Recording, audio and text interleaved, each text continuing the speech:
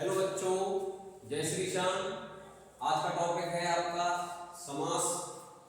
समास तो वो टॉपिक है कि आपका चाहे बोर्ड की परीक्षा हो, चाहे आपके कंपटीशन एग्जाम हो, चाहे एसएससी का एग्जाम हो, चाहे यूपी टेट हो, एचटेट हो, सीटेट हो, किसी भी लेवल का कंपटीशन अगर आप देने जा रहे हो तो आपके पेपर में समास में से 4 से 5 क्वेश्चन बनते ही बनते हैं।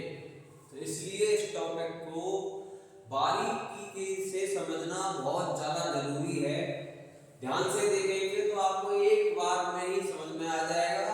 और ब्रह्मास्त्रों का इस्तेमाल किया है समझाने में, हर चीज की ट्रिक है। समास क्या है?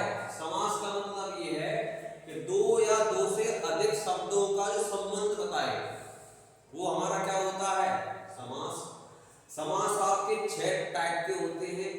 सबसे पहला जो टाइप है वो आपका है द्वंद्व समास। अब देखो, द्वंद्व समास की बहुत सिंपल सी ट्रिक है।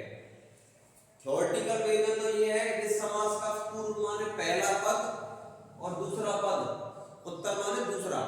पहला पद और दूसरा पद दोनों ही क्या हो? प्रधान हो। उन्हें बोलते हैं कौन? द्वंद्व समास।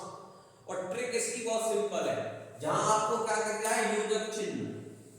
क्या कर दिया बेटा? योजक चिन्ह दिख जाए। और एक और ध्यान रखना, योजक चिन्ह द्वंद्व समास में भी आता है, योजक चिन्ह आपका अव्ययीभाव समास में भी आता है। बस फर्क इस बात का है कि यहाँ तो जो दोनों शब्द हैं वो आपके क्या रहेंगे? अपोजिट। लेकिन अव्ययीभाव में दोनों शब्द क्या रहेंगे? आपके सेम सेम। योजक चिन्ह यहाँ भी आ रहा है और योजक चिन्ह आपका यहाँ भी आ रहा है। बस फर्क किस बात का है? ये दोनों वर्ड आपके अपोजिट है। और जब इनको आप तोड़ोगे तो और विभक्ति का क्या हो जाएगा? लोप। क्या हो जाएगा? और विभक्ति का लोप हो जाएगा। जैसे माता पिता, तो तोड़ेंगे तो क्या बन जाएगा? माता और पिता। सुख दुख। अब देखो, सुख और दुख दोनों क्या है? आपके अपोजिट वर्ड है। और बीच में बेटा क्या आ रहा है? योजक चिन्ह। तो योजक चिन्ह को देख के मैंने क्या बताया भाई? पहली बात द्वंद्व समास है। दूसरा मुझे क्या देखना है कि क्या दोनों वर्ड अपोजिट हैं? बिल्कुल है। तो तोड़ने पर क्या है? सुख और दुख। मैंने ट्रिक लिख रखी है, विग्रह करने पर और विभक्ति का क्या हो जाएगा? लोप। और दोनों शब्द एक दूसरे के क्या होंगे? अपोजिट। समझ में आ रही मेरी बात? पाप और पुण्य। पाप कर रहे हो और पुण्य कर रहे, दोनों ही क्या आपके अपोजिट वर्ड हैं। लेकिन बीच में क्या आ रहा है? योजक चिन्ह। तोड़ने पे क्या बन गया? पाप और पुण्य। विभक्ति कौन सी गायब हो गई? और। अगला है द्विग समास। द्विग समास की बहुत सिंपल सी ट्रिक है, जिसमें नंबर आ जाए। क्या आ जाए? जिस समास के अंदर नंबर आ जाए। जिस समास में पूर्व पद क्या हो? संख्यावाचक हो। जिस समास का पहला पद जो है वो क्या हो? संख्यावाचक। जैसे नवरत्न है, तो नव में जो नव है, नवरत्नों में जो नव है संख्या है। और नव का मतलब क्या होता है? 9। तो 9 रत्नों का समूह। तो हमने केवल क्या देखा है? नंबर। नंबर को देख के मैंने क्या बताया? क्या है? द्विग समास। अब एक और बात समझो, द्विग समास और बहुव्रीहि समास देखने में तो आपको क्या लगेंगे? एक जैसे। यहाँ पे क्या? दशाना। तो यहाँ भी क्या आ रहा है? 10। 10 का मतलब नंबर है। लेकिन बेटा इन दोनों में अंतर क्या है? ये तो तीसरे की तरफ इंडिकेट नहीं करेगा। जो द्विग समास है ये तीसरा अर्थ नहीं निकालेगा, मगर ये निकाल देगा तीसरा अर्थ। तो जहां तीसरा अर्थ निकल जाए वो आपका कौन है? बहुव्रीहि समास। ना निकले वो द्विग समास है। जैसे सप्तद्वीप, तो 7 द्वीपों का समूह। तो 7 हमारा कौन हो गया बेटा? ये आपका हो गया द्विग समास। अगला है कर्मधारय समास। कर्मधारय समास की बहुत सिंपल ट्रिक है, जिसमें क्या आ जाए? है जो या के समान। विग्रह करेंगे शब्दों को तो तोड़ने में क्या आएगा आपका? है जो या के समान। थ्योरेटिकल क्या है? पहला पद तो क्या होगा? विशेषण। और जो दूसरा वाला पद है वो क्या हो जाएगा? विशेष का मतलब विशेषता को बताएगा। काली मिर्च, तो इसको तोड़ो। काली है जो मिर्च। काली है जो मिर्च, तो मिर्च कौन सी है? मिर्च आपकी काली है। तो बीच में तोड़ने पर क्या है आपका? है जो। तो है जो से हमने क्या लगाया? हमने बताया भाई ये कौन सा समास है? ये आपका कर्मधारय समास है। चंद्रमुखी, चंद्रमा के समान क्या है? मुख। चंद्रमा के समान मुख, इसमें क्या आएगा बेटा तोड़ने पर? के समान। नील कमल, तो नीला है जो कमल, तोड़ने पर ध्यान रखना है जो या के समान आएगा। पीतांबर, पीला है जो अंबर, तो इसमें क्या आ गया आपका है जो। तो विग्रह करने पर आपका है जो या के समान अगर शब्द आता है तो आप समझ जाना वहां आपका कर्मधारय समास होगा 100%। अगला है अव्ययीभाव समास। वे बहुत सिंपल ट्रिक है, जिस समास के शुरू में उपसर्ग आ जाए, क्या आ जाए?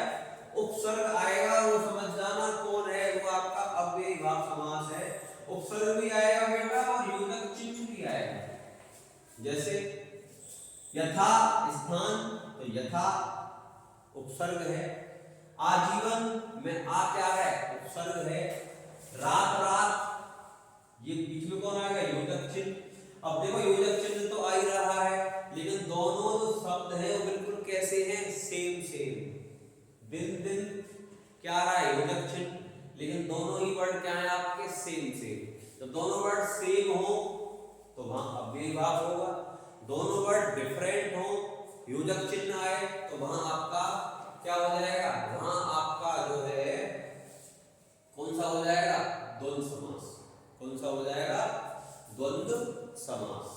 अगला बहुब्रीहि समास, बताया था मैंने, संख्या तो आएगी, लेकिन साथ ही साथ दोनों पद मिलकर तीसरे की तरफ इंडिकेट करेंगे, तो वो आपका क्या हो जाएगा? बहुब्रीहि समास। जिस समास में दोनों पदों के माध्यम से एक विशेष अर्थ अर्थात तीसरे शब्द का क्या हो? बोध हो। जैसे दशानन, 10 है मुख जिसके, कौन है भाई? रावण है। नीलकंठ, नीला है कंठ जिनका, कौन है? भगवान शिव। अब देखो एक आपकी और है लंबोदर। अब लंबोदर जो है ये क्या है? लंबी है जिनकी गर्दन, तो वही वो कौन हो गए आपके? गणेश जी। तत्पुरुष समास, तत्पुरुष समास आपके 6 प्रकार के होते हैं, और इसमें क्या है? पहला पद तो गौड़ होगा, दूसरा पद प्रधान होगा। अब 6 प्रकार के कौन से हैं?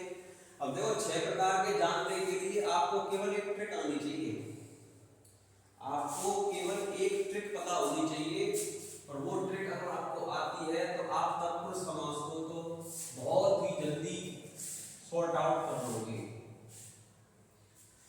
और बेटा वो ट्रिक कौन सी है? उस ट्रिक को आप समझो। ट्रिक होती है आपकी कर्ता ने कर्म को, कर्ता ने कर्म को करण से संप्रदान के लिए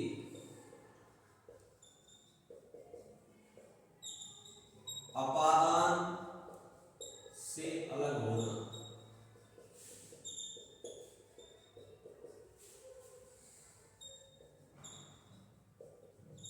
संबंध हे हो अरे और काटी के, अधिकरण में पे पर, अधिकरण में पे पर, बस ये बताओ मुझे। देखो पहला कौन सा आपका? कर्म तत्पुरुष। तो कर्म का मतलब क्या है? को विभक्ति का लोप हो जाएगा। विग्रह करोगे तो क्या हो जाएगा? को विभक्ति का लोप। जैसे करण वाले में क्या है? मतदाता, तो मतदाता कौन होता है? मत को देने वाला, तो ब्रेक किया, क्या आ गया में? को। तो मत को देने वाला कौन होता है? मतदाता। इसका मतलब ये कौन है? ये आपका कर्म तत्पुरुष है। दूसरा कौन सा है? करण तत्पुरुष। करण का मतलब ट्रिक क्या है? कर्ता ने कर्म को करण से, ब्रेक करने पे क्या आ जाएगा? से। जैसे गुणहीन, तो गुणों से हीन, बीच में कौन आ गया? से आ गया। ये बेटा कौन हो गया आपका? करण तत्पुरुष। तीसरा वाला है संप्रदान तत्पुरुष। संप्रदान का मतलब क्या होगा? के लिए। जैसे हथकड़ी, हथकड़ी का मतलब क्या? हाथ के लिए कड़ी, इसमें कौन आ गया आपका? ब्रेक करने पर के लिए, तो ये कौन हो गया आपका? संप्रदान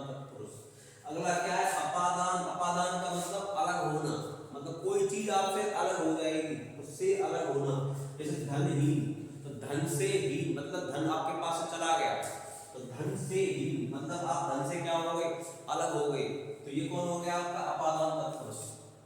अगला क्या है संबंध तत्पुरुष। संबंध का मतलब क्या है बेटा, बीच में का की के, जैसे प्रेम सागर, तो प्रेम का सागर, इसमें कौन आ गया आपका का, इसलिए कौन बन गया संबंध तत्पुरुष।